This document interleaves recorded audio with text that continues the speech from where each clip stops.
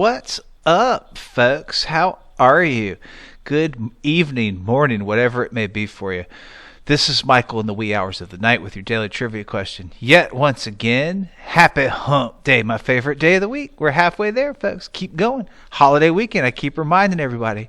That's something to look forward to, something to keep us motivated. So the answer to the previous trivia question was the first night game in baseball. There's some pretty cool history about this. So on May 24th of 1935, the first focus of the trivia question, the first night game in Major League Baseball history was played at Cincinnati's famous Crosley Field, where at exactly 8:30 p.m. President Franklin Roosevelt threw a ceremonial switch at the White House in Washington to get things started.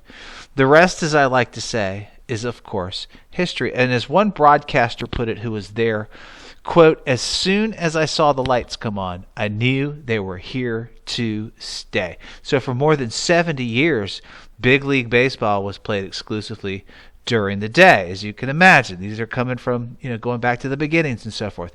This era here that we're talking about is the middle of the Depression, okay, the dirty 30s, right? Everyone in America is struggling, including baseball.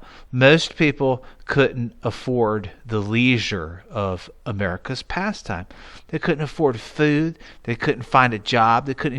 Some people were starving, okay? So it was a struggling time. So if fans were able to find a job during this time period, if they were, remember, unemployment rate was disastrous at this time. But if they were able to find a job, it meant that they couldn't go to baseball games since all the games were held during the day. So the installation of night lights proved to be very much the perfect solution and especially at this time period, kind of what the whole country needed to kind of give everybody a boost of enthusiasm. So at a cost of $50,000, baseball granted the Reds permission to install a lighting system, the first lighting system for Major League Baseball. It was like a magic feeling when the lights came on that night to Major League Baseball, as people now had an outlet to go for recreation that was accessible, that was during their leisure time. It was fun. It boosted their spirits.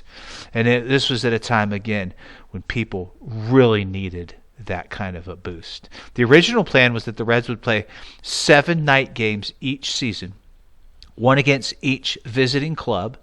Night baseball, however, quickly found acceptance in other major league cities and eventually became the norm. All kinds of teams started falling in line. They were like, hey, they're on to something here.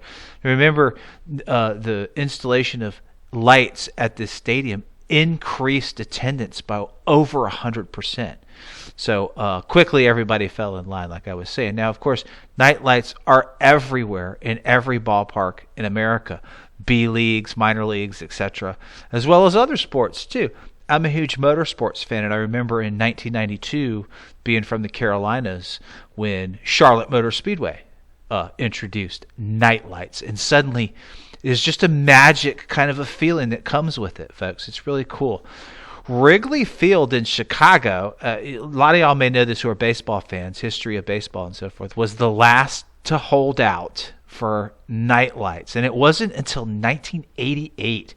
That's holding out a long time when they finally played a night game. So that's kind of like the history of the first night game in baseball. And by the by, on that historical night, the Reds defeated the Phillies 2-1. So go home team. That's what I'm talking about. Root for the home team. All right, enough of that, folks. Everybody was looking at me that I work with at night who came by and they were like, "What are you doing? What are you singing? What's that about?"